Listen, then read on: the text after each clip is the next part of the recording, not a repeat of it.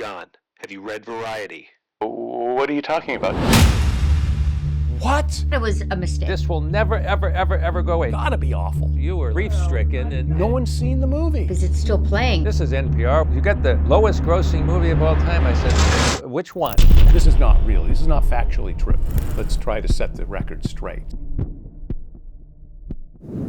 Welcome to the Zyzzyx Road special edition discussion. I'm John Penny, the writer-director of the movie. With me is Valerie McCaffrey, the co-producer and casting director.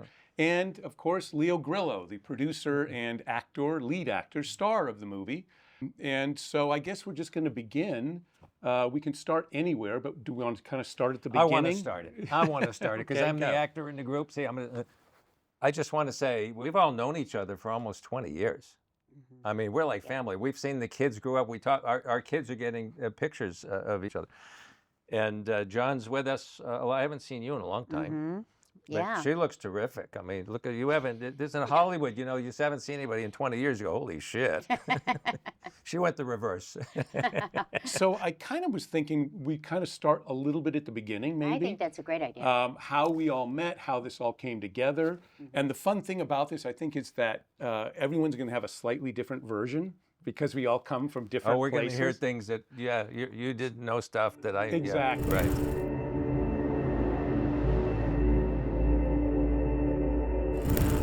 I made a movie, my first movie, in '95, whatever it was. Deirdre's Party was the title. The shooting title was The Crap Game.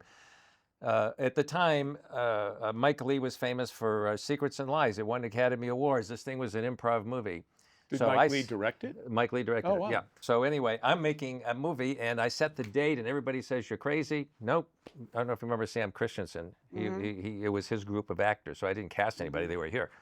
And the date was, I said, November the 8th, I arrived in Hollywood, so we're shooting November the 8th.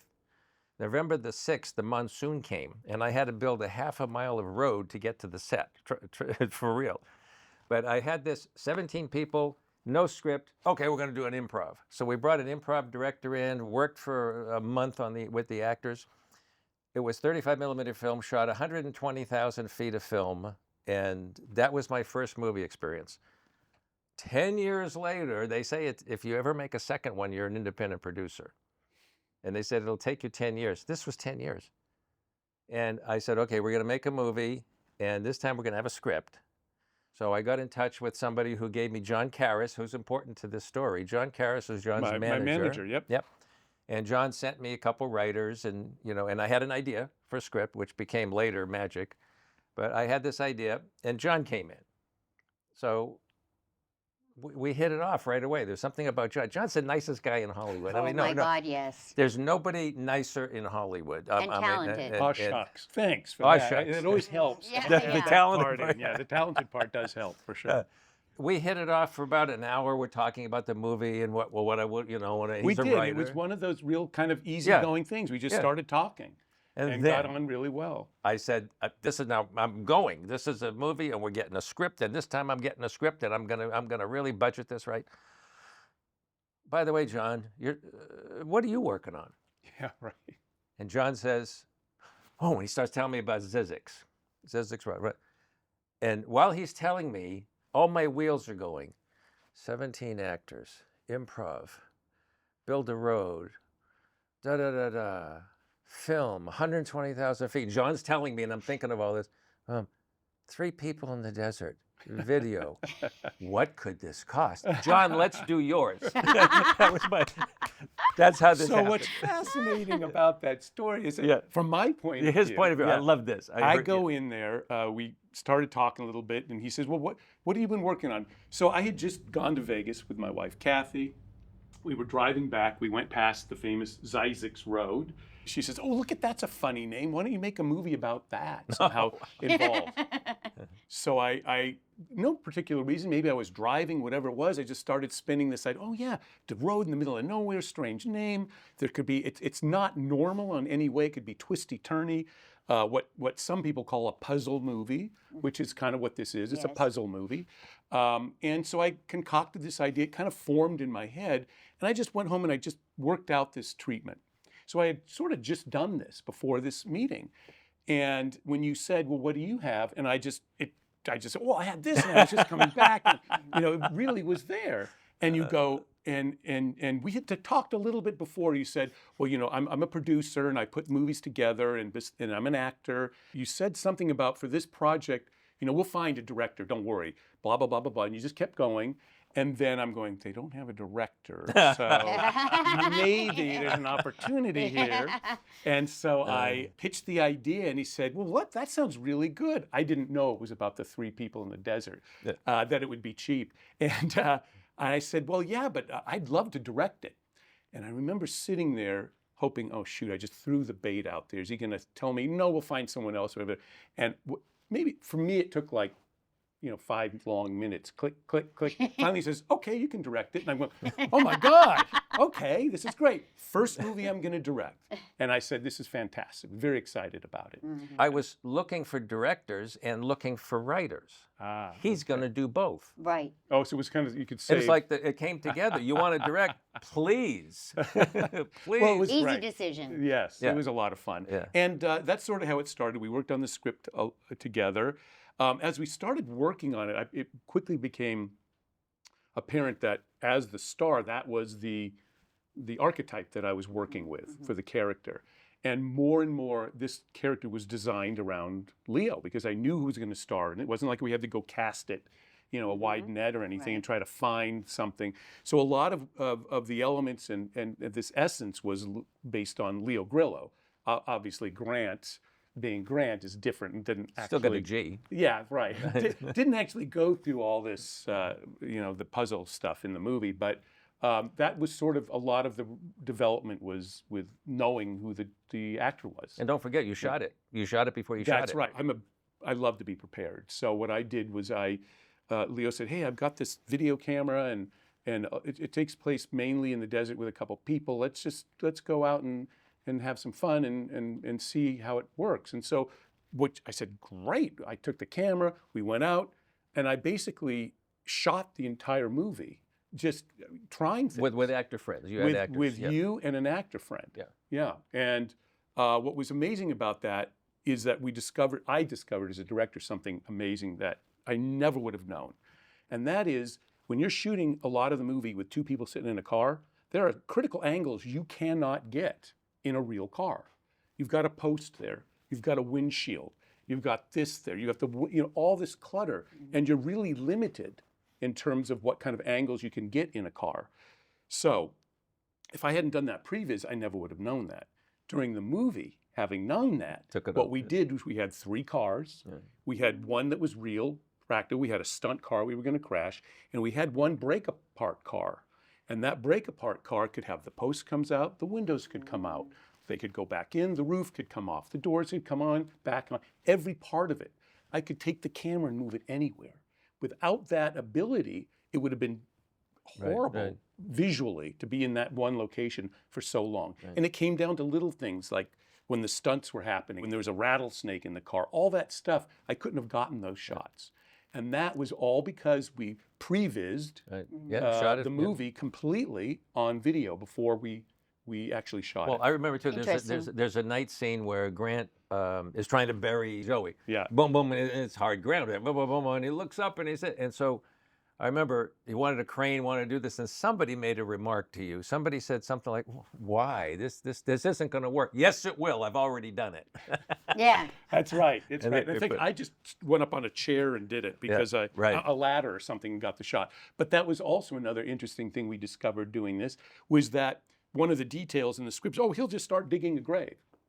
So we go out there trying, you just can't dig a grave in the desert with a bunch of rocks, Right. So then I said, okay, so then we reshape the scene. So it's really frustrating and you're like dying to try to get the thing done. And then so it all kind of came out of that, taking that step of doing the previs of the whole movie, and you discover all these real world factors that you never would have found if we'd just done it from our heads onto the set. Great for all you up and coming directors. But also as an actor, emotionally, to be able to know, oh, okay, I know this is going to be difficult. This would be difficult in real life. So therefore, I'm going to use this previs, as you said, somewhat to rehearsal to say, okay, I understand in real life this is what it's going to be like. So therefore, I'm going to be prepared for this, you know, as well. So as an actor, well, it really is helpful. As an actor, in the script, it's keeping this straight. I remember during the previs, we did things that I'm going later. Later, I'm saying, how am I gonna? I can make it work, but how am I gonna make this work? Oh, I know. If this and this and this, then that would, you know. So that was very important too. If you just throw the script and you're trying to shoot out of sequence anyway, and put a puzzle together. Yeah. It was tricky. There was a lot of moving parts to that. The other thing and this is still in pre-production, was the fact that I storyboarded the entire movie, which looking back you wouldn't need to do because it's shot reverse. They're in the car talking, master, but I had to see how it all would play. You know, he's working with two people most of the time in the Mojave Desert. How do you make this interesting? How do you sell this? How do you make this interesting? I mean, I don't care how many angles. How are you going to make this interesting? So that was the master job here, is how do you make these 2 or 3 people interesting to an audience? I think for me that was always the big challenge, but I always felt I was our fantastic element, the different versions of what Grant was experiencing and everything, created that different dimension within that one location. You know what I mean? Because now you're seeing it this way, but now you're seeing it completely different, so that it almost felt like you were going to a new location or a new place. He has no idea how talented he is. Wait a minute, she already told me I was. Yeah, I already told you. We're coming up to it now. Zyzzy, what the fuck is that? Zyzzyx, it's a road. Where'd it go? Nowhere, that's the point. So we're in pre-production. We don't have a set. Now the set has to be, it's a mine. We were gonna build, I don't know if you remember, we went out to my place, said we have a big animal sanctuary, and we found some rocks and stuff. We're gonna build a mine with Dorian. We were gonna, hey, this is an option. And then while we're talking about it, this one day I said, well, when I first came to Hollywood, I went on a metal detecting trip out to Garlock and Randsburg, and there's old mines out there in Mojave, Zagola. I'll be back tomorrow. So I take the video camera, I go out, and I go to the mining district, and there's the perfect mining thing. So now I got to find out, how do you get in touch with these people? And I went to other miners, and I said, do you know, and the guy gave me a card. And here's the name, Lutz, L-U-T-Z, Lutz Klingman. I get the card, I go, yo, Lutz. Honest to God, I did it like this. Yeah, Lutz, yeah, my name's Leo Grillo. I'm down here at the Golden Queen Mine. We want to shoot a little personal movie here. You know, it's like 3 people. Can we do this here? He goes, well, yeah, okay. You won't do it. No, and we don't have much money. What will it cost? He says, well, how's $500 a day? I said, well, I'll see if we can do that. He said, we got a manager over there I'm going to assign to you. He can show you all the ins and the outs. 2,000 acres of mining for 100 years. There's many mines there. And the one we first started with was, you look at, whoa, there were 8 and 9 foot high bean cans. People ate beans and threw the cans in a pile, and they were rusted out from decades. And the whole location was beautiful. Perfect for the movie. At the end of the day, that's what we chose, obviously. We ended up actually starting up pre-production. We had these offices just down the street here at, what was it, CBS Studios? Radford. Radford Studios. And I'd show up every day, and we were really, things started, coming together, which was really great. And I don't know exactly how, Valerie, how you entered at this point. I can't remember how I entered. Do you? That will be a mystery forever. So we're really lucky to have her. I mean, Hard Candy, an amazing movie, great cast. Of course, Babe, and my friends Scott and Larry also knew you from Problem Child that you had done. So I was like, wow, how can we get so lucky that we get this amazing casting director and co-producer? But anyway, so here you are. Who Yes. cares? Valerie. You're Yes, here now. yes. 20 years almost, and you're I still made here. it. And you're still here. So. Yeah, Zyzzyx Road, it was a tough one. I was trying to survive in the desert myself. No, no, it's just basically, I always, anytime I get a film, I try to find interesting and sometimes upcoming talent that would elevate the movie. And my job was always to track actors and find out who's doing what and follow their careers. And it was we went through a slew of auditions. And Well, that was once you- that. So yeah, it was an interview from my. Here's my point of view. So she comes in. We kind of quickly got Thora Birch somehow. Yep. Thora Birch, who had done American Beauty. Yep. Great name to have in your movie. I thought, holy crap, this is going to be so cool, Thora frickin' Birch. So we went and met with her, and she seemed to be on board. I'm just saying what I always remember, and of course I wrote the script, but people seemed to respond to the script.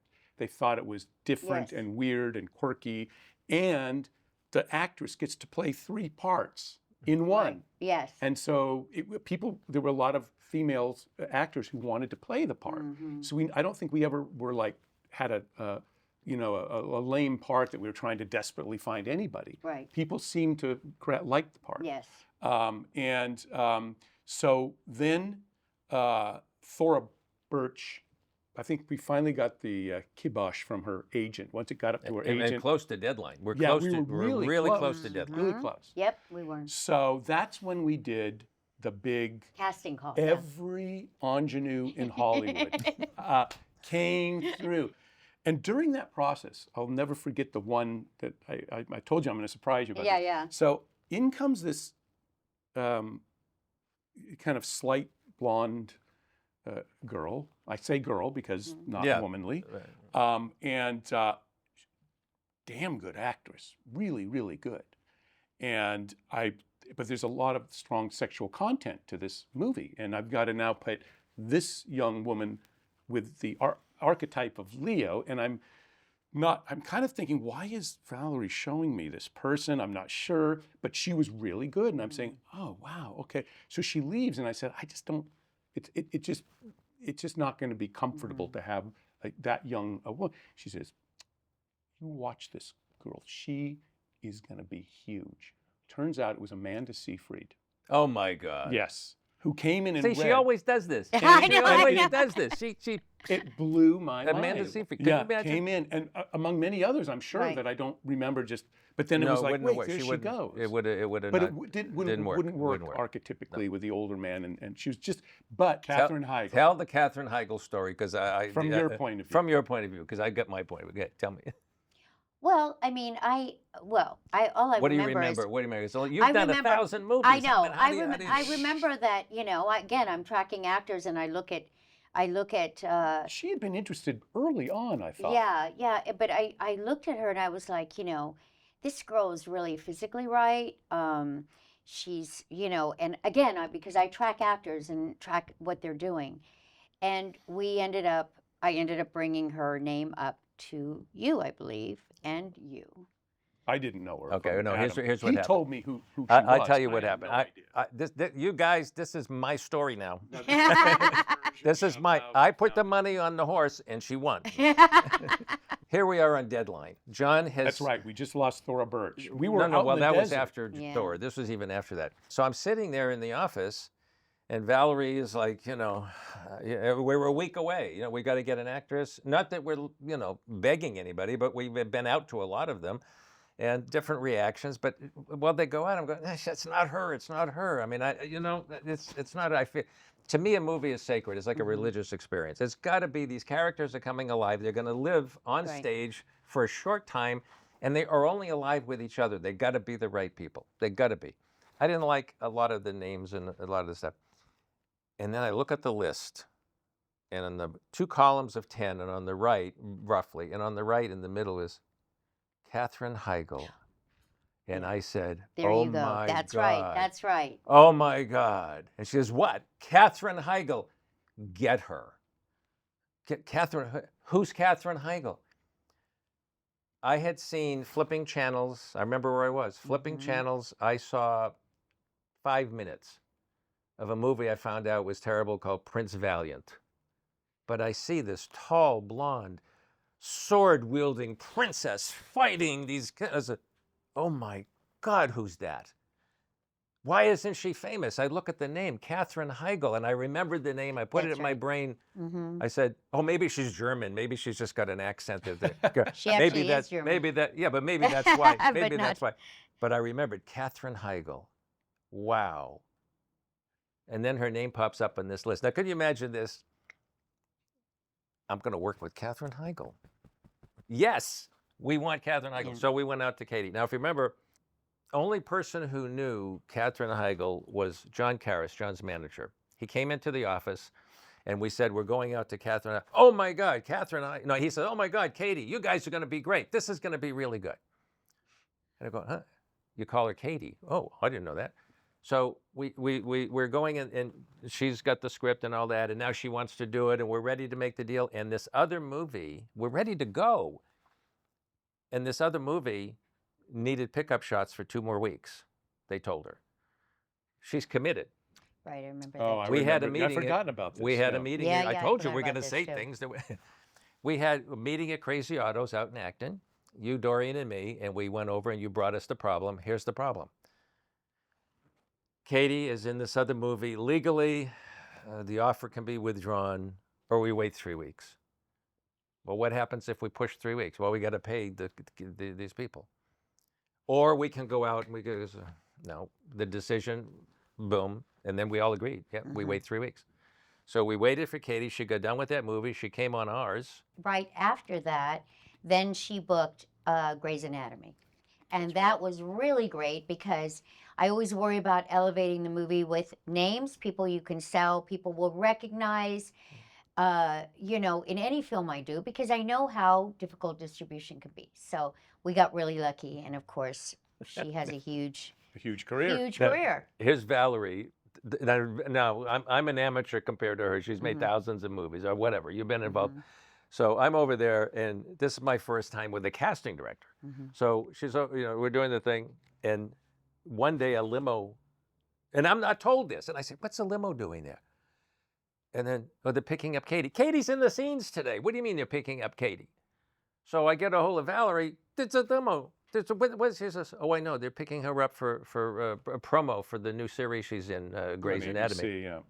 We can't let her go. We're shooting this today. She's in all these scenes. What are you, nuts? You have to let her go. This is TV. No, who cares about TV? This is a movie. You can't let her go. And so, Luckily, who knew? we let her go. Who knew? yeah, lucky. You know, the other person, originally for Joey, we had Jason Lee. He loved the script. He came on. I had lunch with him. We talked a lot about it. It was great. We got along terrific. I was kind of happy he was going to be in it. It was really exciting. He said, well, that's a good name to have in the movie. And then he got his first chance to direct a movie. And he said, I'm just going to turn this down because I'm going to go direct my own movie. And I'm like, ugh. Now, I remember exactly when I was with this, and Valerie calls, and this is from my point of view. And she says, well, Jason Lee, you know, is going to go direct a movie. He can't play Joe anymore. Oh, shoot. And then she says, well, talk to me a little bit more about how you feel. I said, well, I always felt that it was kind of like, I always imagined Tom Sizemore, that kind of energy in the part. And I remember you just saying, why don't we just offer Tom Sizemore?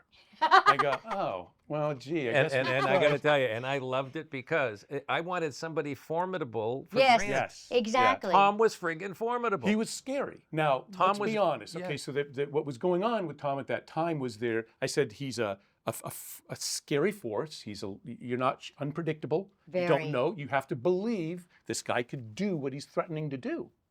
And all those things were, in my mind, Tom Sizemore, the actor. Sadly, he was struggling with a lot of, you know, addiction issues and so forth, and the Heidi Fleiss stuff was coming up, and all that was happening.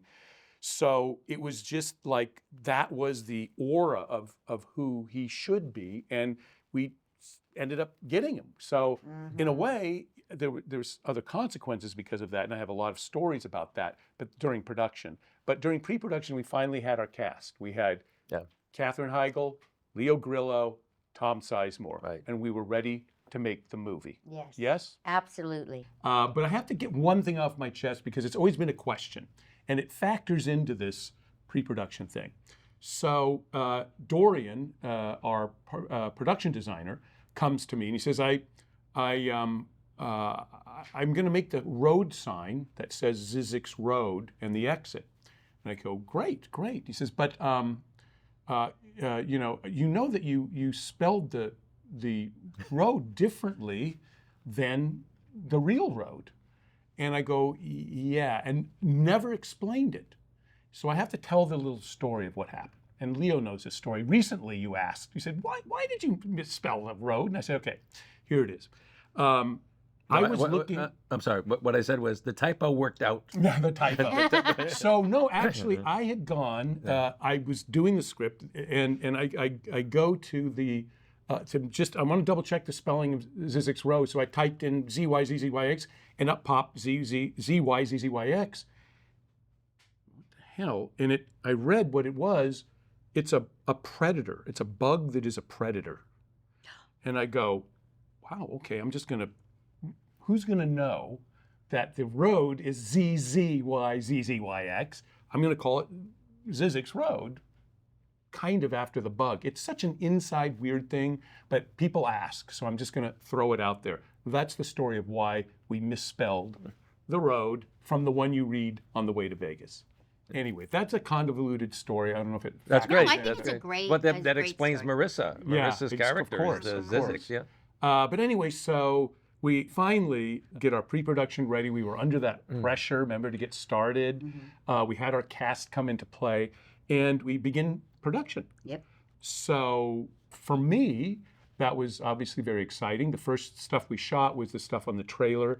We were able to shoot kind of in order a little bit, but one of the things that people may not be aware of is that all that night interior of the car, we built a giant tent in the middle of the desert, and it acted as our sound stage, so that all the stuff where they're sitting, because we didn't want to go on a night schedule, right? We didn't want to be shooting all night out cold in the desert. We would shoot during the day in an air-conditioned, massive tent, making essentially a sound stage in the middle of our location, and which was crazy. So at one of these points, I'll never forget, I remember looking over at Liam. He says, "2 people in a car in a desert, huh?" And we turn around. We've got we literally brought a sound stage into the desert to shoot all that stuff with the breakaway car and everything. So what was supposed to be a very small, down and dirty, quick thing about 2 people in the car, we just looked around and saw It's a circus. a literal was a circus with a tent in the middle of the desert. But what was great about it was that everything was there. That location was perfect. The mine that you found, we were able to shoot all that stuff in that location. In that, our interiors at night could be done there. Our exteriors at night, we didn't have to. So we moved everybody out to a town called Mojave, out in the desert, and we put everyone up into this motel.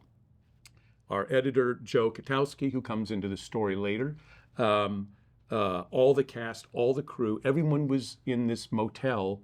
I don't even know if it's still there. Except for Katie, except Katie. Katie and you, obviously. Well, I commuted. lived 45 minutes away, but Katie was we found the best hotel in Lancaster. In Lancaster. At the time that was those were the only 2. But everyone else, and myself included, were in this motel.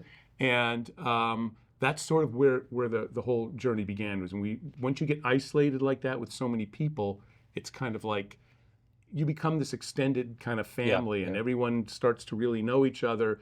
It was an amazing experience in that regard. The way of getting there.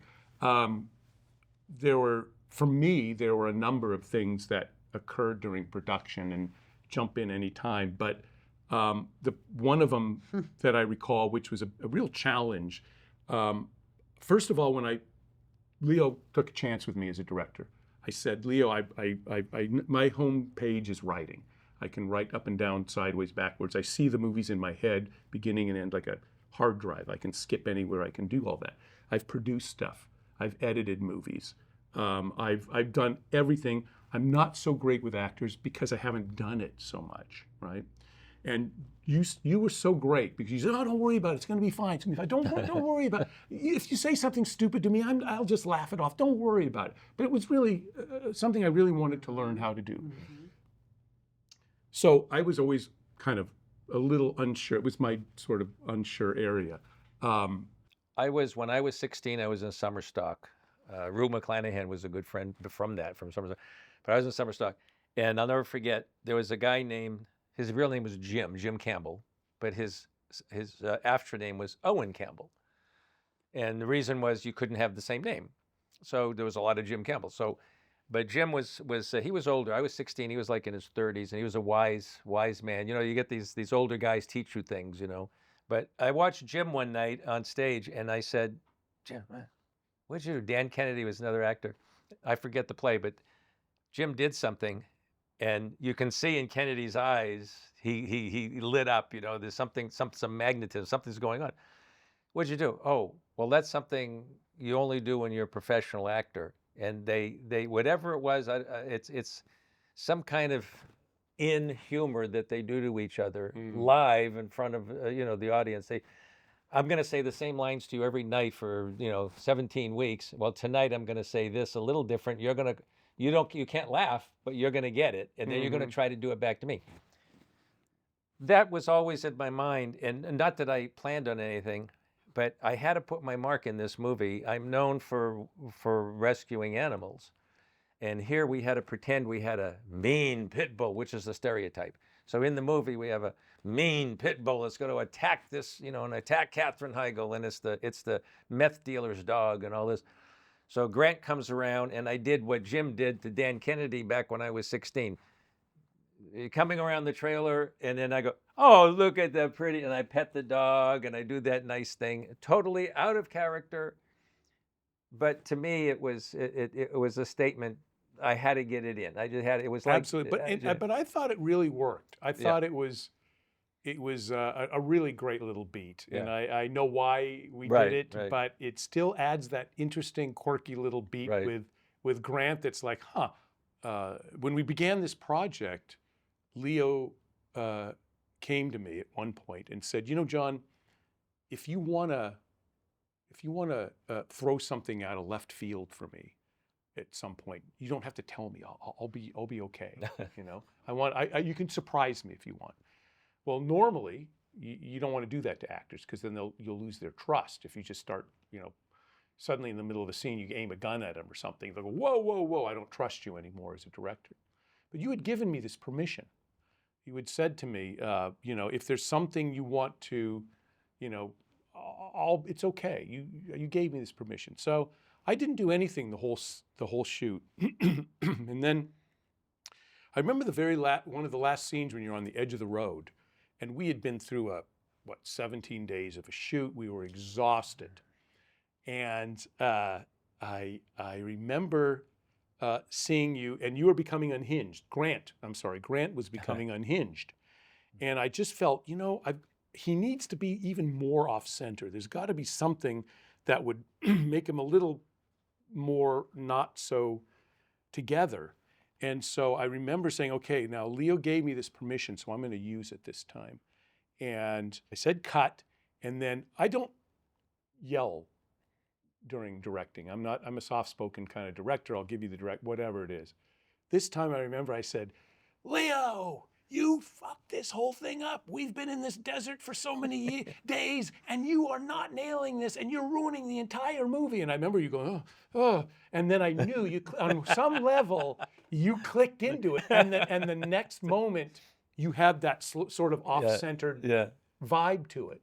But I always caution directors, you don't want to do that unless the actor's given you permission, because that would have been a violation of that trust that we have between each other. And you had given that to me earlier, and I used it. I finally pulled the card, and it worked great. It worked.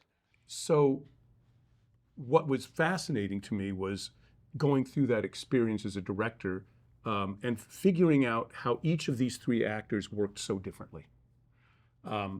Katie was from television. She came so prepared. She hit her mark every time. She hit her line every dead time perfectly. Because in TV, you've got to knock out a scene, 5, 10, you're shooting what, 8 pages a day, something like 10 pages? And she was so good at it, and she was note perfect every time. Leo's experience from your training was a different kind of vibe. And I ran into that similar when I was working with William Hurt, both of them from a different background, where you're you're dropped into the scene. The words are the words. We don't care what the words are. It's what's going on in the scene. And depending on what that other actor does, you're going to do it differently every time, depending on what the actor gives you. Right. You're in the moment all the time. So you were working in a different way than Katie was. I'll get to Tom Sizemore in a minute. But what I had to do was figure out quickly, because what was going to happen is, and I heard with my own ears that Katie would get a little tired because she's so good at nailing it every single time that it gets tiring in a way, right? So the energy would not be as great on the 4th, 5th, 6th. Meanwhile, Leo's over here warming up. He's saying, what is she doing, man? I'm going to find a neat way here. And you're playing around. You're trying to find, what is she doing? And so every take you were doing a little something different, and you were trying different things. And so I changed the order of how I shot everything. I would always shoot, of course, the master. Then I'd shoot Katie first, get her off screen. Right. So then I'm on to Leo. By the time I'm on Leo, you've warmed up, found the scene the way you were going to go, and it just sort of all worked that way. And about Right. rehearsal, what about rehearsal? You didn't We do much did. of- We did one rehearsal with Katie in the offices. We never got. Yeah, we deep read. We did into- a read through. We did a read through with it. Read-through, And I don't remember. She On was. no, yeah. you weren't there. It was just us, the three of us. No, I'm saying I don't remember that much rehearsal. That's No. what I Oh was no, saying. there was Yeah, not. We did that previs. So that's- Leo and I had made this movie already. So I knew, we both knew this movie inside and out. And she didn't. And we were able to do one read through in the office with her. And again, boom, boom, boom. There was very little I could say because she nailed everything. She played the text, but she also brought that energy from the vessel or whatever, the Instrument, yeah. Instrument, sorry, that's what it is. And for me, that was great because we did, I did have to adjust and work with each actor differently. Tom comes along. Tom, Okay. can I do Tom? Yes. I'm gonna introduce myself to John as Tom. Ready? Hey, Tom, not guilty. Yeah, that's exactly what happened. So let me tell you from the production side. Right. We shooting along. Tom's in our movie. We show up the day he's going to be on set. Our AD, first AD, comes up to me and goes, John, I go, yeah. He says, I was watching CNN this morning, and there was a crawl on the bottom that Tom Sizemore had just That's been right. arrested. Mhm. I go, what? Now, he had been in trouble before.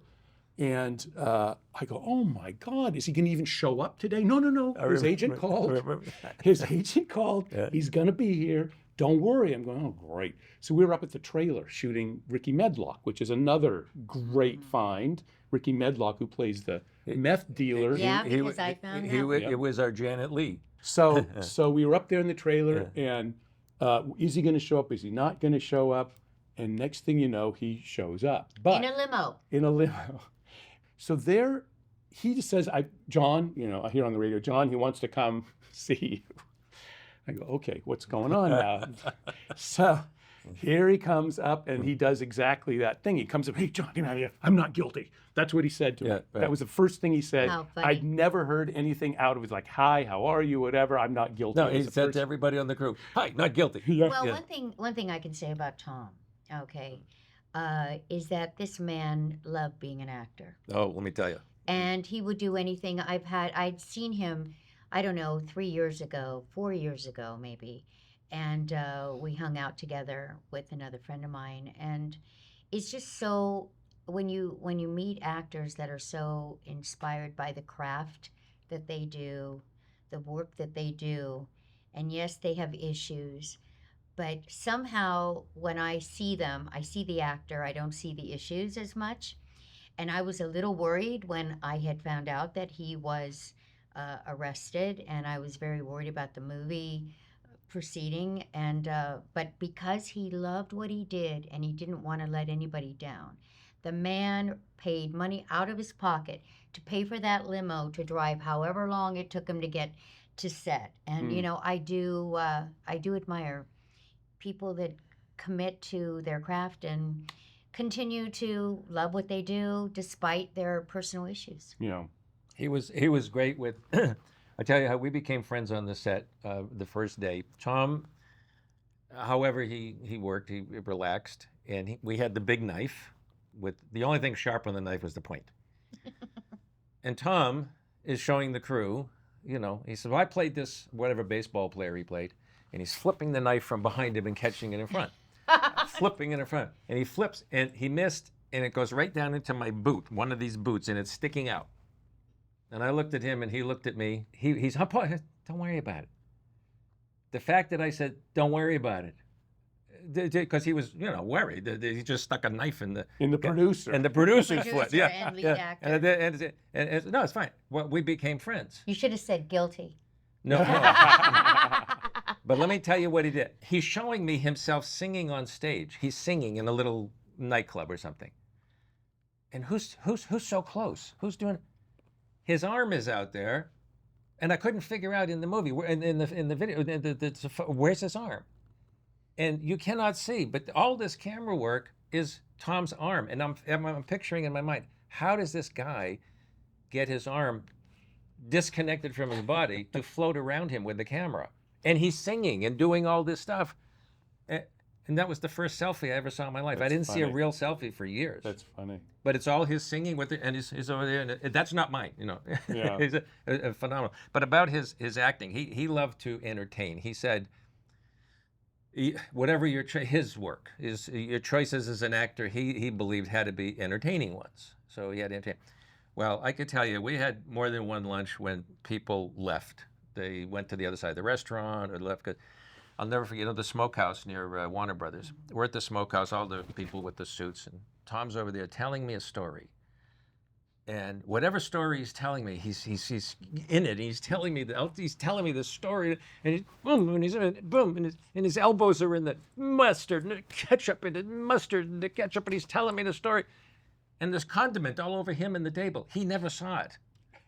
He was so involved in his story, he never saw the condiments on his his thing. But and people had politely moved to the other side of the because They didn't want ketchup all over them.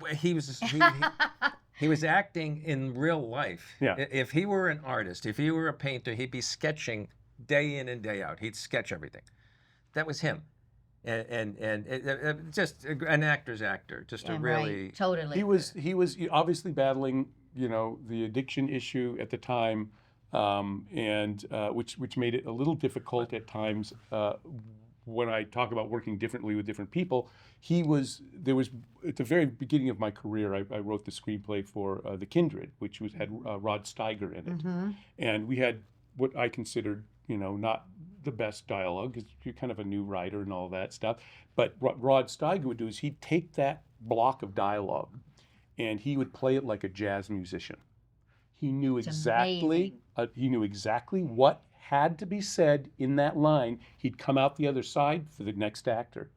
But every way he bent the lines and like playing that jazz, like I say, Tom had that.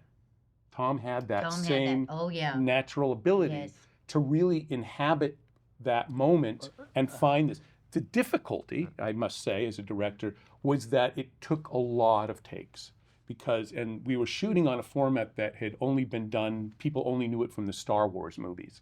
It was this brand new Sony 950 cutting edge. F900, and I'll explain. F950s, 900s. But anyway, for me, that tool made working with Tom work because I didn't have to keep cutting. I could keep, well, let's try this part again. Let's try that apart. Knowing I'm trying to shape what I need to tell the story from that performance. So the actual tool that I had if I had, you know, 1,000-foot 35 millimeter, I would be tearing my hair out. But he was able to take the time on film and find that performance. There's another thing about him and finding performance. I'm an actor that I memorize the script the night before, then I go to sleep. I wake up in the morning, I don't look at this, I forget it. Now I'm out there, and as long as you have the guts to do it, the line will come. And the worst thing is when the line's not coming and an actor thinks I'm up, and they start going like this. No, relax, it'll come. Well, that's how I do it. Tom, and I don't know how people do this, but Tom would have the sides in his hand the day of the shoot. And as he's walking through the shoot, he's memorizing the lines on the sides. That's a small version of the script. It's a shrunken down, but so he's rehearsing and performing, and he's doing all the stuff he's going to do without the script. He's never seen it before. It's in his hand. And I saw him on some other indie films doing the same thing. I said, well, that's his technique. He doesn't memorize the script. Mm-hmm. He works at I said, well, I didn't know how they did this in Hollywood. They would rewrite. The writers were sitting there every morning. The actors would get, pink pages and green pages. How does an actor look at this and have a fresh performance when he's just trying to remember the lines? Right. But that's how he worked. Yeah, it was like, jazz is it was, the perfect. jazz is definitely it. Yeah. And like I said, the only other person I saw do that was Rod Steiger. So to me, just to circle back, it was always about having 3 different instruments that played very differently, and how do I bring the best out of each one, and it altered my shooting style and all this. I got to say it's a funny story about Tom, but I'll never forget it. Tom also always knew where the camera was and how to make him the gravity in the scene, so that everything came to him. Yeah. And Upstage. It's upstage. Yeah, upstage constantly. Yeah. So I'll never forget this day. It was so funny. It was the last day of the shoot, and in that scene, it was in the hotel room. It was a scene where you and Tom get in a big fight. You whack him with the vibrator, killing him, quote unquote. Yeah. He falls back on the bed dead. Now, when we'd done the rehearsal of it, I loved the idea of him being kind of Christ-like, upside down with his head toward the master shot. That's how I imagined it in my head. Sure enough, we did it, boom, boom. Now I'm thinking, okay, we got to make this day quick. This will be great. Tom just has to be dead in the scene. He's not going to take up any extra time. Tom's dead. Okay, Leo, let's get the scene finished. Okay, so this happens, and then all of a sudden, wait, John. I say, okay, what is a dead man going to do in the scene? How can he now make the scene about him? Well, he says, I want to try it with my eyes open. And I go, I remember. oh my God, he's able to make the scene about himself, and he's dead in the scene. And so I go, oh God, okay, yeah, let's give it a go. Sure enough, roll the scene. We're doing the scene. I cut. Great, Leo. That looked really good. Wait. We got to do it again. I go, why? I think I blinked. I'm like, he made the scene about him. Next thing, the next take, I'm watching him. Yes, Is his eyes going to blink? Well, that's how he gets you. That's how he gets and I was you. like, holy crap, he just had to be dead. Oh my God. It was funny. I met at an AFM. I met his manager. I didn't know him. The guy walked up to me. He says, "You're so and so." Yeah. You made that movie, Zyzzyx Road, with you? Yeah. I'll tell you something, right? Of all the indies, and he does an indie every week, of all the indies he's ever done, Tom says that was his favorite.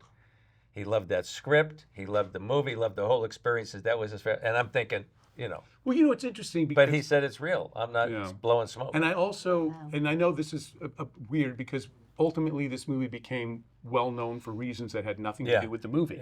Yeah. But one of the things right after the movie I read was a really nice article from Katherine Heigl, and it was with Coed magazine, and she said, "I love this script because I got to play 3 parts. It was a very, very creative experience." And I think, humbly, I remastered this movie recently for this edition. She's really good in this movie. Mm-hmm. She is really, really, really good. It's a great example of she just commands each one of those personalities, and she does such a terrific job. If it makes you feel any better, I can be whatever you want. Just make it up, whatever you want. Oh, it doesn't work that way, honey. Why not? She had to run around the desert in those little nighty things, and the heat, the sun, the whatever, and the whatever. But at the end of the movie, she has to run across the road, and I don't know if she fell or died, but she falls into the berm on the side of the road. You had stabbed her leg earlier, yeah, so she's hobbling. Right, yeah. And she falls into the side of the berm like this. She hits her arm to break her fall. Cut. And then Katie comes over, and the makeup girl comes over, and she has got 3,000 little cactus things in her. I didn't know that. I said, "Give me some gaffer's tape." So they gave me gaffer's tape, and I tape her arm, and I tear it off. Right? All right, let's go again. It happens again. It happened like however many takes you take, 3, 4 times. She kept hitting it. She kept getting it. We took that up. Just to say, she never opened her mouth about it. She never said anything to you. She never complained to anybody. She was a real trooper. She was a trooper all the way through this. Yeah, she was a trooper. John Karras was on a movie, I think it was Bride of Chucky. He was on a movie with Katie and her mother, Nancy. And he said, this is going to be, you two guys are going to have fun. This is going to be good. And we did our reading at the office there, and it was fun. So here she is running around the desert looking like that. 30 guys around, you know. Well, Mom is her manager. Mom's her mom. And she didn't get in the way of anything. Katie was 26 when she did this movie. Meg's 24. And first of all, I wouldn't let her do it. Second of all, that shotgun would be on 30 guys all during the movie. Yeah. But anyway, Nancy was great. And the fact is, Nancy has been the manager behind Katie all this time. She's taken care of her daughter as an actress and as a daughter. So kudos to Nancy if she's ever going to hear this. Yeah, great. No, there was no complaints. She was about great. Her. She was great. No complaints about Katie. Nothing. It Yeah. all. Yeah, it they all were went professional. Really well. And Yeah. Katie's sister visited. She has a sister, a Korean sister who had brought her kids, and they were all family, and everybody was just great. If you weren't married, I'd marry you. Oh, Marissa. You're really one of a kind, you know? I don't think I've ever met anyone like you before.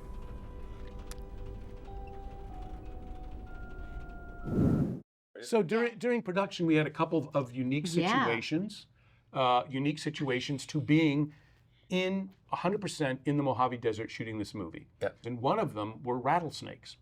Watch your step. Diamondbacks come out at night. What's that? Rattlesnakes. So I'll never forget. There was a guy whose full-time job was the Wrangle. rattlesnake. Yeah. He was Wrangle Wrangle. the Wrangle, rattlesnake. yeah. Do you remember him? Yes. He was You look like a great. rattlesnake. Yeah. And before we could shoot at night, especially in an area, he would go out and clear the part of the Yeah. location, make sure it was clear of rattlesnakes, and then we could go shoot the scene there. And I thought, wow, of all the weird things, I never would have thought we'd need a rattlesnake wrangler on this movie. But it was fascinating. The other good thing that we had going for us, being all in location, we also had our editor out there at that motel. So I would go, after a long day, I would go back and watch. He was cutting up Dailies. the camera. Not just dailies, he was roughing in scenes. Oh, wow. They were doing assembly. Yeah, lines. assembly along the way, which is something a lot of people don't do, but it's so valuable in making a movie. You can see what you got. There were things that we could adjust performance from. We go, let's go back and do this pickup because X, Y, and Z.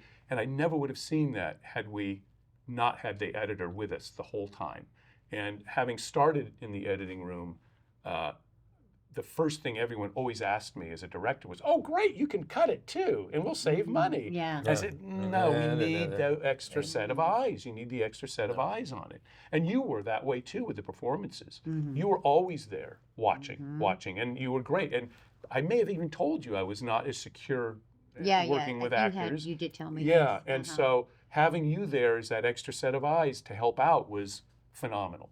You know, really, really invaluable. No, I got to say, enough about us. What do you think about us? What do I? Well, we're here, aren't we? No, it's so interesting that this movie, in a weird way, bonded us all together, and here we are, you know, many years later, talking about a film that because we did other movies after this, and it's just, you know, the indie world is such a specified art experience, but it's also a lot of hard work, and you do a lot of different jobs. But I thought I love the script myself, and otherwise I wouldn't have signed on. And I just saw the potential of this movie. So. Oh, you did it for the $1 million fee. Oh yeah, All that big exactly, money you got. Yeah. Exactly. I want to explain about the F900. The Sony's, Okay, yes, Sony's a this big, is important because Yeah.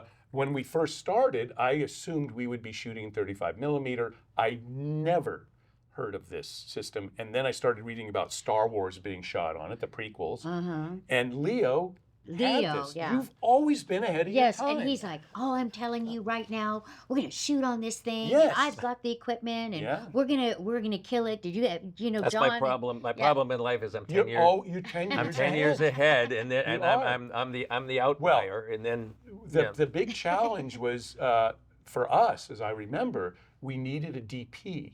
That Okay. knew how to handle. This is let your me. equipment, I'm yes. gonna vent. I'm gonna vent. F900 Sony. You're shooting this on a Sony today. They don't pay me anything. You know, it's like the guys on YouTube. I had to buy this with my own money. Sony's not paying me.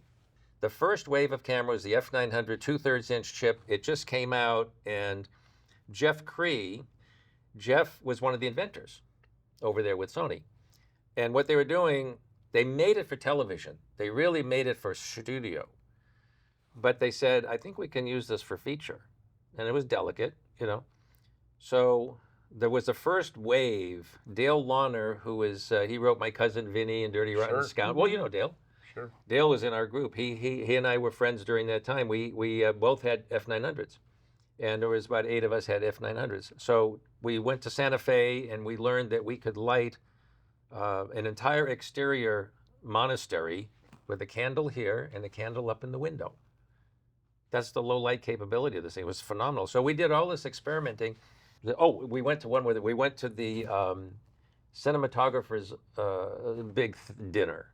We had a table way in the back. The video people, they said. And Storaro got his Lifetime Achievement Award.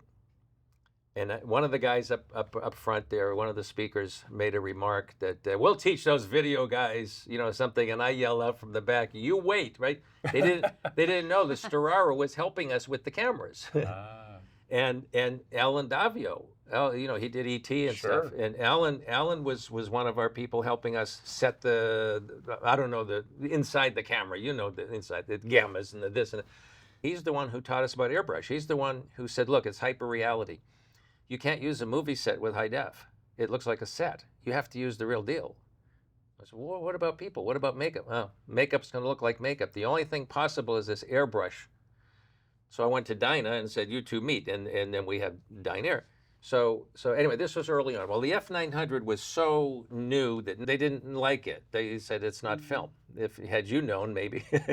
Well, no, but it was shooting at 24 frames a second. They Right. made some real They did. It was set up. gestures to make it very Oh, yeah. cinematic. I remember there was a problem with the DIT. Well, let me getting tell you. So here's what happened. I get Jeff Cree to come out the day before the shoot, spend all day with the DP Oh yeah. and the entire crew. And I spent money on Jeff Cree and them. And they went through every piece of new equipment. Beautiful big monitor, beautiful backup monitor, beautiful. So now we're going out and we're shooting the first night. I'm an actor in the movie. It's dark. It's, you know, and the first AC comes up to me,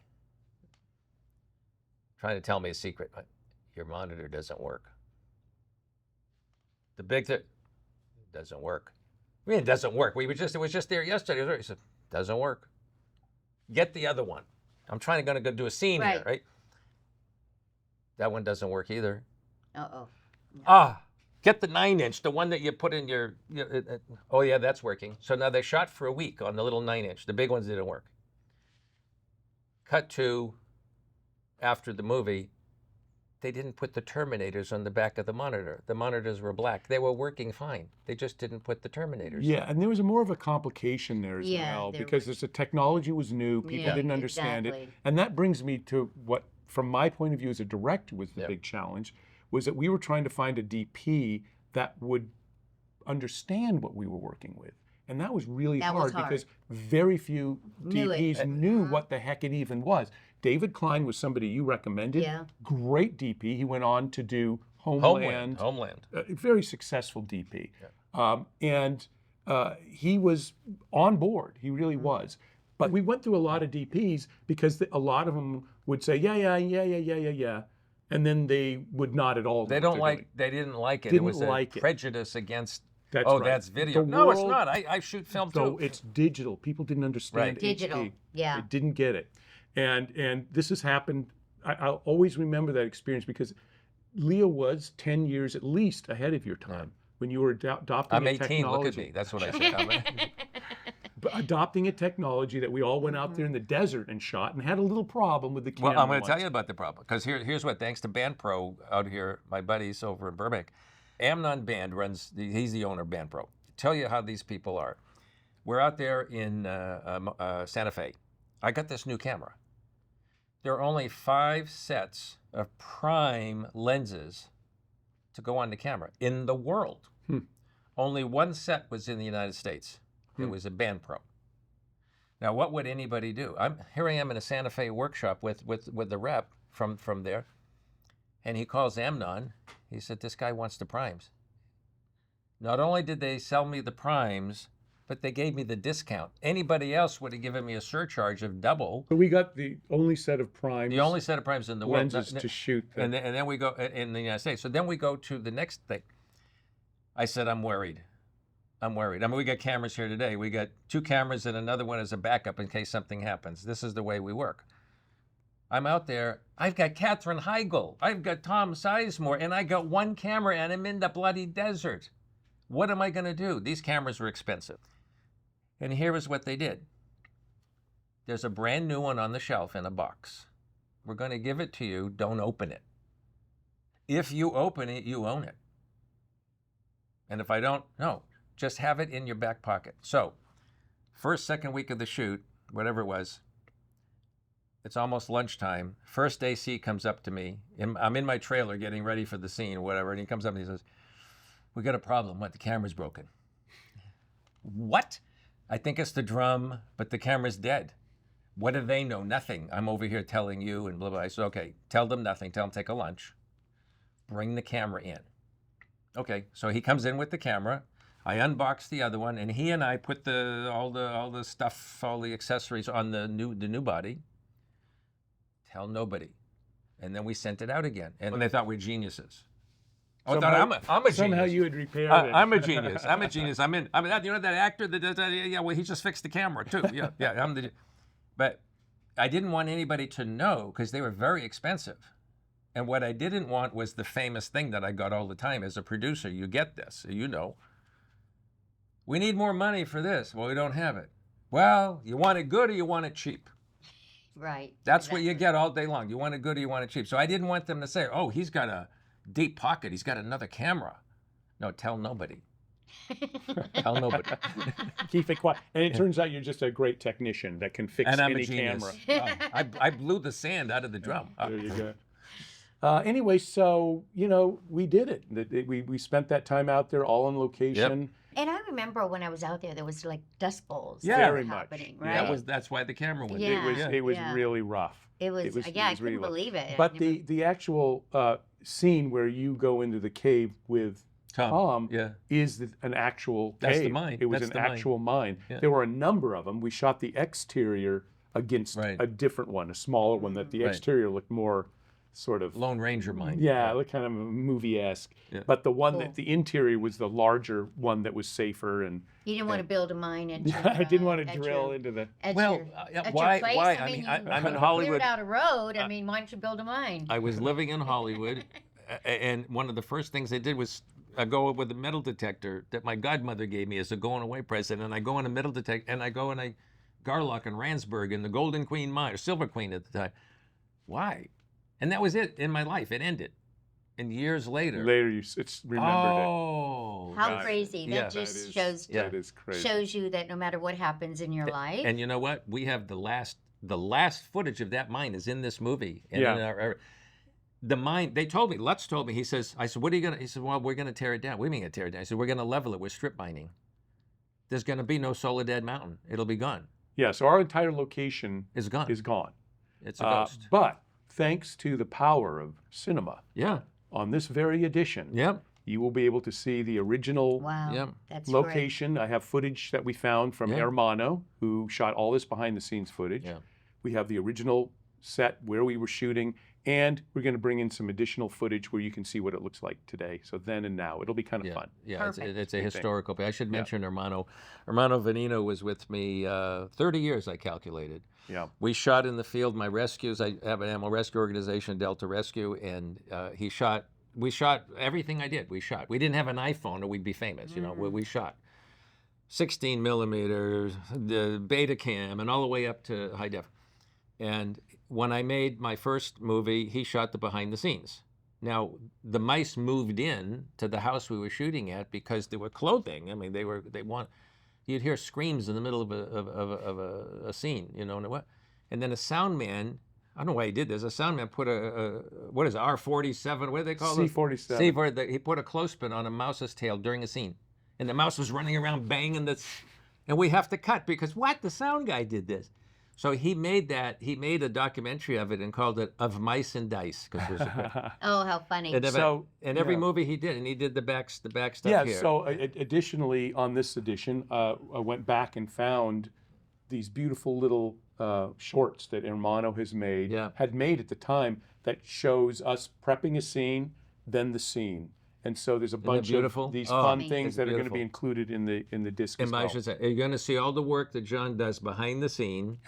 You're going to see everything coming. You're going to go, what is this going on? And then you see the cut scene. You go, wow, that's what goes on. Yeah, that little 10 seconds. Yeah, look what happened. A lot goes into each 10 seconds. Remember, all during this movie, Grant, my character, Grant gets hit in the head with a wine bottle. So during the movie, they're supposed to watch this makeup. It gets worse and worse and worse. The hit in the head, in my world, he has brain damage. It's getting worse. He's bleeding.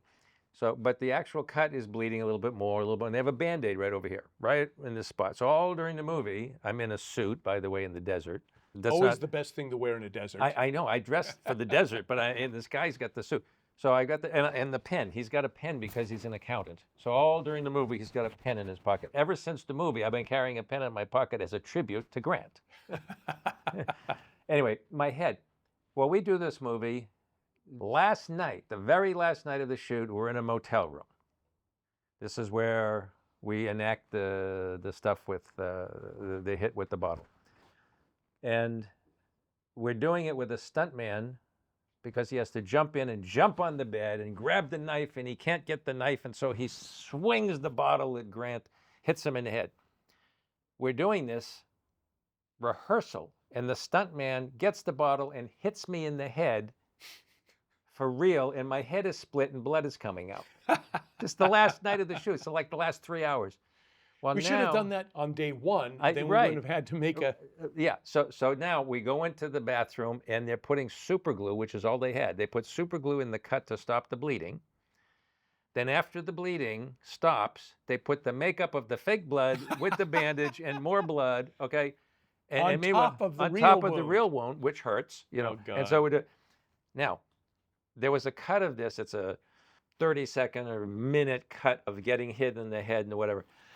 And I found it on YouTube like a year ago.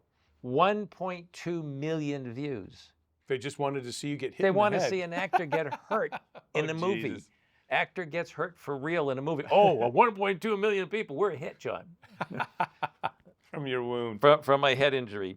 Something very important on a set, when you're handling weapons. We had a shotgun on this show.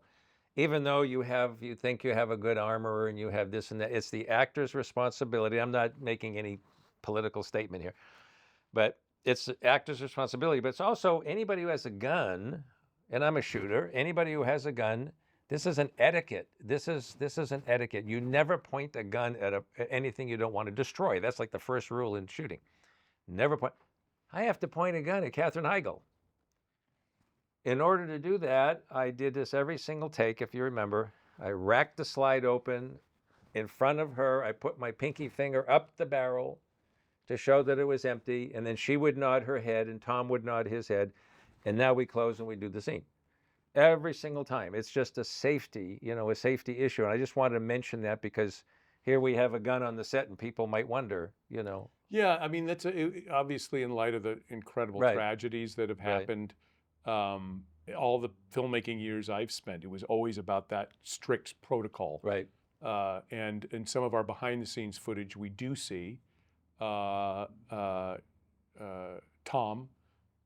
show everyone that this is empty, and everyone gathered around to look.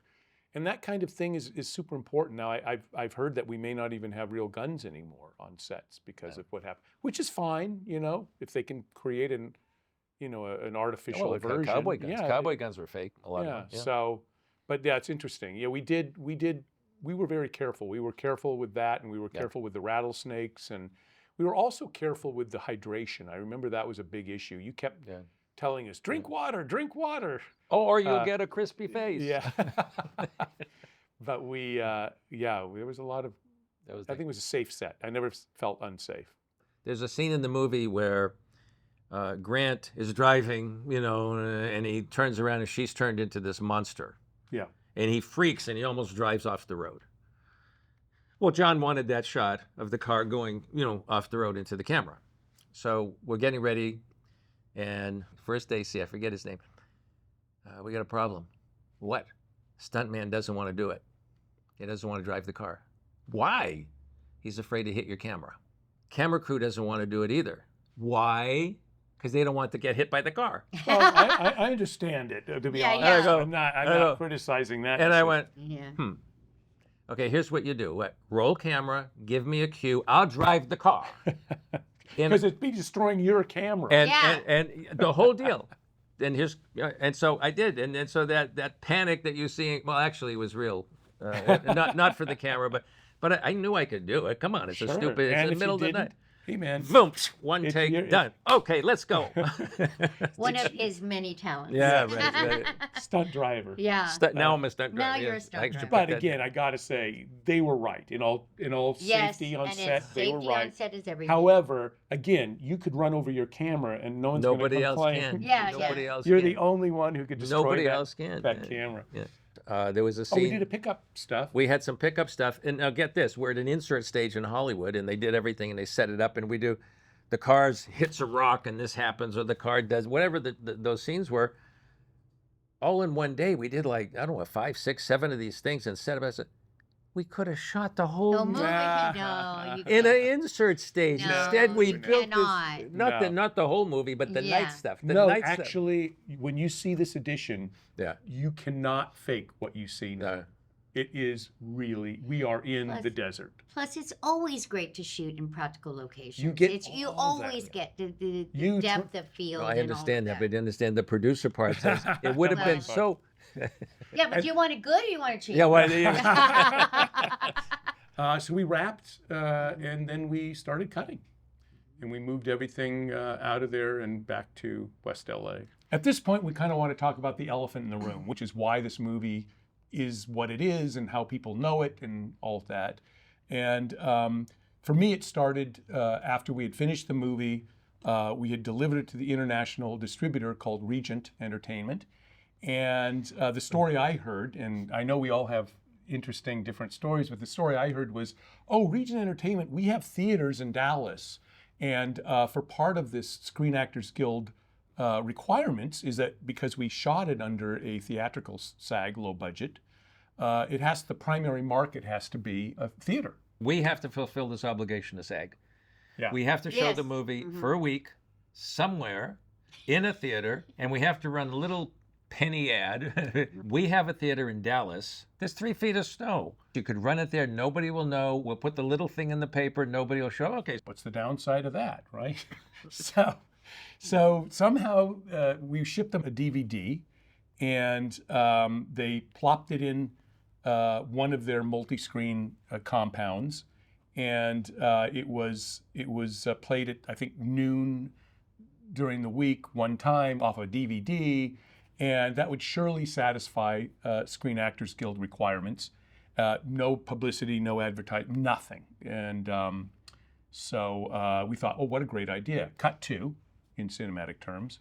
I make wine up in Central California. You guys know this. I was driving home from one of my winemaking adventures, and I get this call from the editor, Joe Gutowski, and he says, John. I said, what? Have you read Variety? And I go, what are you talking about? Zyzzyx Road is the lowest grossing movie in U.S. box office history. And I go, what? I'm like, I didn't even know how to process this. I said, It's never been released. He was What's all going upset. on? He was all upset. I was like, well, it was Spell my name right. That's all I say. it was so bizarre. And so I go, huh. And he read me the article, and I go, but that's not true. We've never actually released the movie. We did it for the SAG requirements. So over the next few days, weeks, this was like this slow moving story that just got bigger and bigger and bigger. Next thing you know, I'm seeing these articles start piling up. And then what was really weird was this secondary controversy that arose called Zyzzyx Gate. Do you guys remember Zyzzyx Gate? So what happened was the original website, chud.com, reported the story. Now the truth of the story is, at the end of the week that we were screening it, the minimum wage guy or woman at the thing reported, okay, this movie made this much, this made movie, as a routine, just shipped off the things without another thought, went home, went to bed. Well, because it was registered through the official National Box Office registry, it lodged in at this number. Chud.com got a hold of this. They said, what is this movie? The lowest gross at $30. So Chud.com made this whole story, which was, they broke it. They thought this was great. Then Variety stole, quote unquote, took the information from Chud.com. Then Zyzzyx Gate started because Chud started accusing Variety of stealing a story without giving credit where they found it. And then it became another discussion of, do we take these websites as serious journalistic outlets or not? Right. Oh, So wow. it became a whole tussle between legitimate publications at the time and upstart, little websites. So that took on a whole life. Meanwhile, this thing is building and building. I'm talking to you and I'm going, what is going on? I'm feeling just like this poor little child that we spent so hard and so much energy into is being dragged through the streets as a headline. Lowest grossing movie. No one's seen the movie. But they all have this preconceived idea that it's terrible because it made $30 in the movie. It's got to be awful. So no one is actually seeing the movie. They're just talking about it because it was never to be seen anywhere. So ultimately, we all got contacted by Entertainment Weekly, and I said, yes, let's try to set the record straight. So finally, the pattern of this, the real story behind what happened got out there. But no one really cares about the real story. They just love the headline, to the point, even once we got the story out there, it was still perpetuating. And so Kevin Turin from the LA Times, they would just throw in this, anytime there's an article about, James Cameron doing the number one grossing movie, and they always throw in at the end, and the lowest grossing movie is Zyzzyx Road. And I'm like, this drove me crazy. I called up Kevin Turin. I said, listen, first of all, this is not real. This is not factually true. It's not the lowest grossing movie in all time. No, it isn't. And he goes, okay, John, let me ask you just a couple questions. I go, okay. Did you have it in the theater? I said, yes, but. He goes, okay. Did somebody pay to see it? I said, yes, but. He says, okay. He says, so by very definition, it is the lowest grossing movie in U.S. history because it was playing in the theater and $30 worth of tickets showed up. And I couldn't really argue with him. So yes, it is the lowest grossing movie in U.S. box office history with qualifications. But nobody can. And the other thing, this is a good lesson for everybody. The media, where's the reporting? Where are the reporters? No, it was all about the headline. Yeah, Just but, the but headline. no, No more one than wants to that. hear the More than story. that. Every story that we get from way back then till now is a reporter researching other stories that other reporters did. So we're getting the rehash. Nobody has ever picked up the phone and called either one of us to comment. Except for Entertainment Weekly. Well, back then. That was, not right. since. Now, later, Leo gleefully tells me, no, it didn't make $30.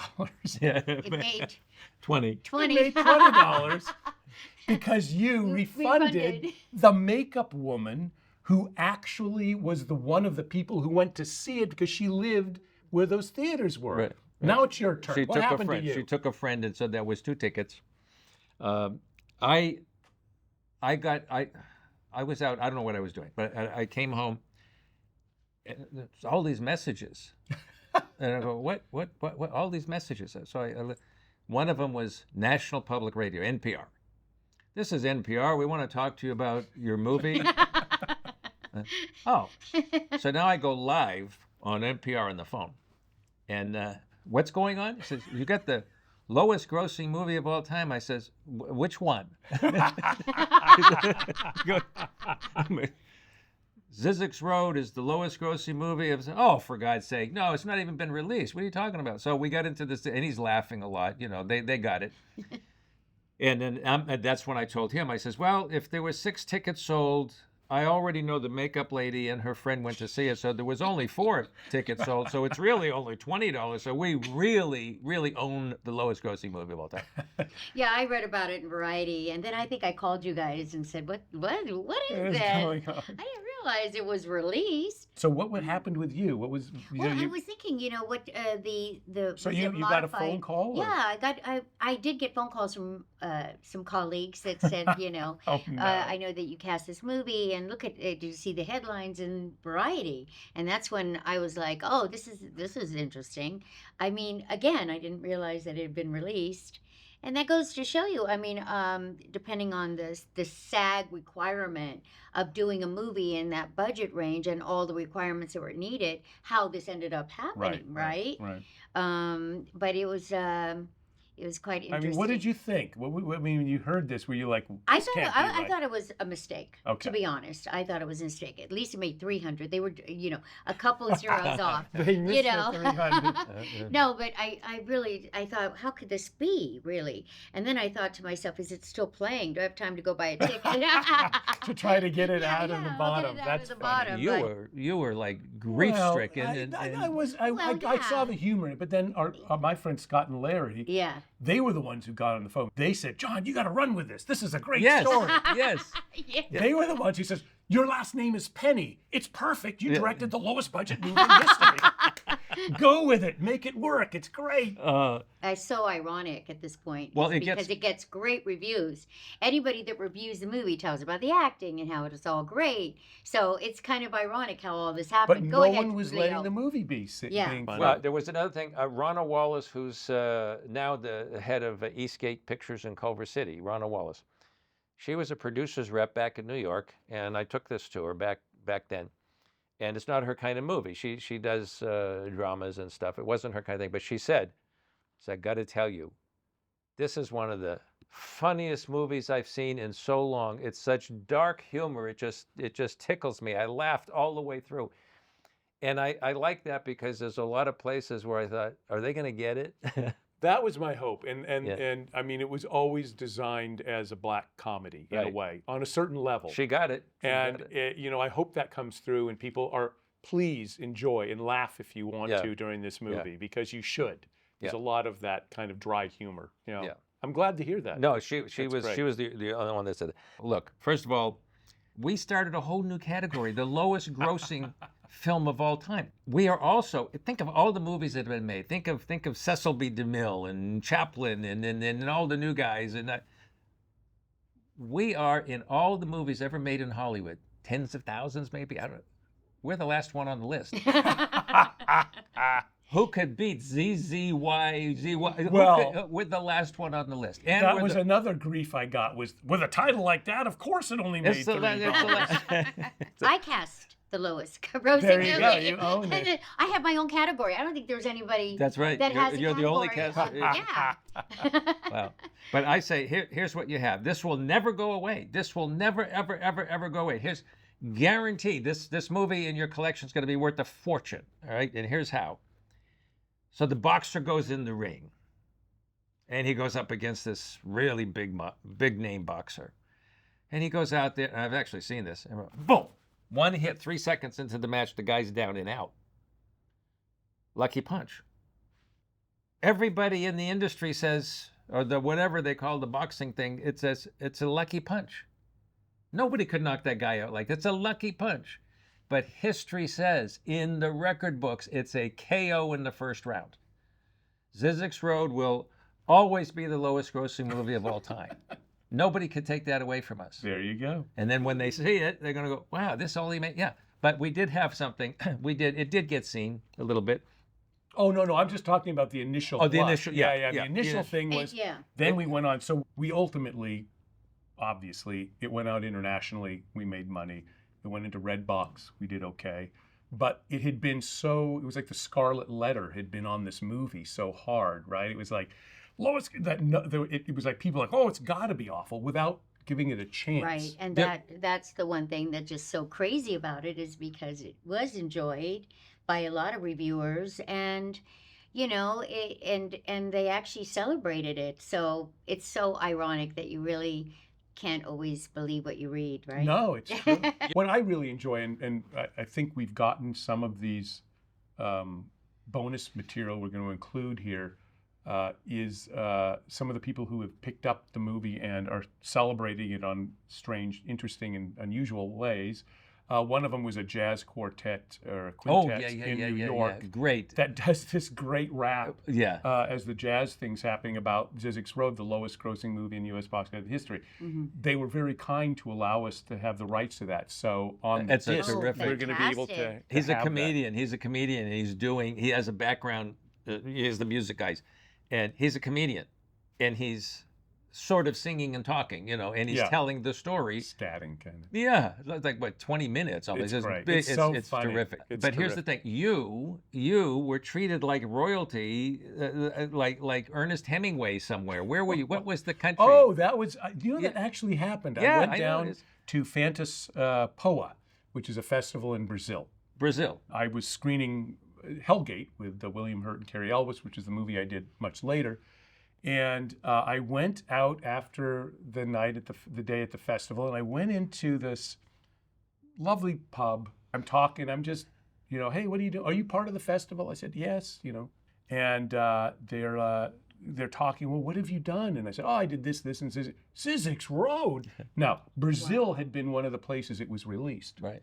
And then we love that movie. I go, oh, great, I'm glad, and Brazil, I can, this is great, I'll move to Brazil and I'll have the movie. I'll get free drinks. I guess. They did give me free drinks. And they said, but you got to do us a big favor. I said, what? I said, before you go, will you please sign the wall? Oh, wow. So on this wall are all these filmmakers who come to this festival. How great. And I had to write to so-and-so from Zyzzyx Road, John Penny, and I signed the Nice. wall.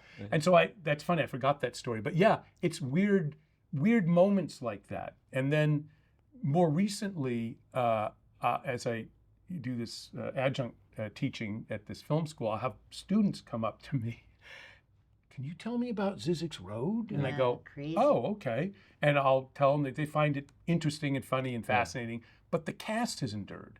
Katherine Heigl has done so well with her career and keeps that relevance that when we were discussing it with an international distributor for this special edition, we said, hey, Paul, we have the ability to release this new edition internationally.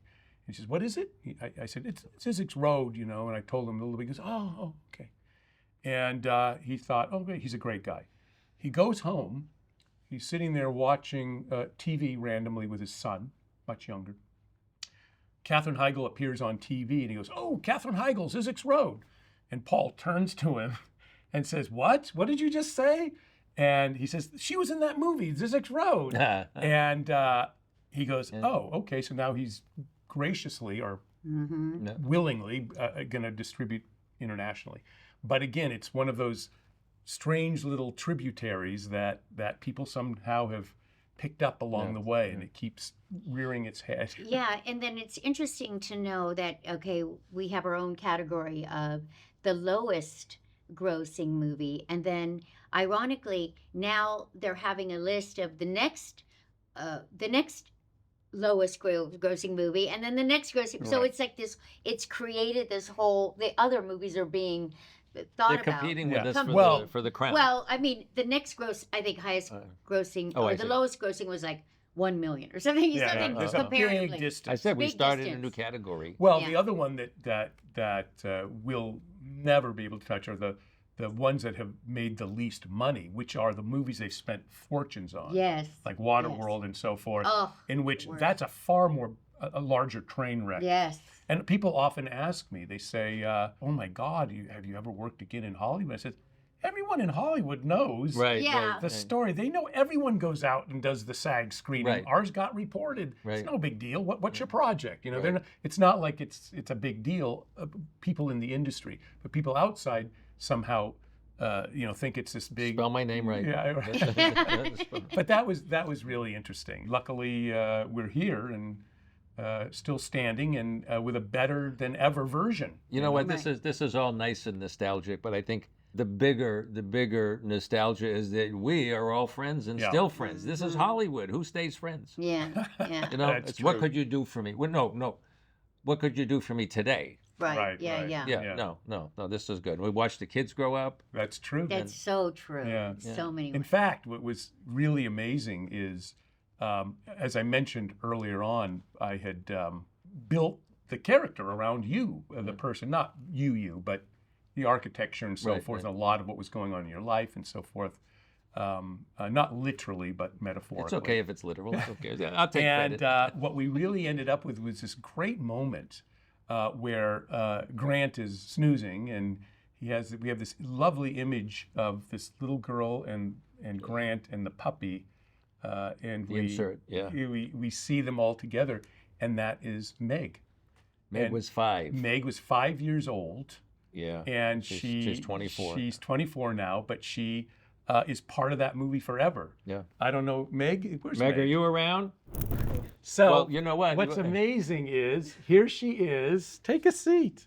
All these years later, she is the girl.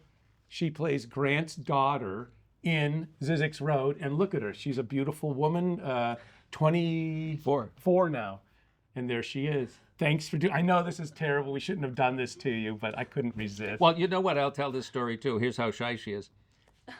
She's ready to get up right now. No, I know, but no, there's this one story. When we're shooting that little scene with the puppy, because John thought of this, he says, we've been referencing the reason this guy is going through this divorce and what he's fighting with is custody of his daughter, and the so-and-so is going to take her away. That's what's going on. And then John afterwards said, we really need a scene with Natalie. And so we looked at what we had. And then, so we could do a Christmas scene with giving her a puppy. So we had a little black puppy with a red bow, and I had them pick the right puppy. And so we're sitting there, and Meg is on the floor with the puppy, and Daddy's over here, not saying much. We're just going to give her the puppy. And we got a hi-hat on the camera. Yeah. And the guy's shooting, and then John has him take a different angle. And then John has him take a different angle, and then John has him take a different, and Meg says, "I'm done." What? I'm done. And so John said, "Well, I think we got it. We got everything. She's done. She's done." Now, I asked her years later, she thought that every time you did a camera shift, it was because she made a mistake. Oh, She no. thought she made a mistake. And so she, after so many mistakes, I'm She thought, done. I'm not doing I'm this not again." going to That's torture so myself funny. anymore. I'm done. The poor thing. No, we take 25 takes on everything. Don't worry about it. Oh. Thank you no. for Thanks for coming out. coming. I'm sorry to embarrass you, but thank you so much. We had to show you off. I know. Well, you don't always get that opportunity. Yeah. But anyway, so now Meg will never speak to me again. But there you go. She's on the special edition. I know. Forever. And your daughter, Lauren has become a veterinarian. Yes, she's a veterinarian. A lot of it came from one of the projects you created. She Yeah, was she- obsessed with Clancy, Yeah, which was Clancy. interesting. Yeah. It's very funny. Yeah, Small someday. world. And then she ended up Yeah. working with you a little bit. And And now then she's a vet. Vanessa was Meg's babysitter for a while. Oh my gosh. And so yeah, Yeah. yeah. And we have stories. We have funny stories. Yeah. And now we can cut. In that order.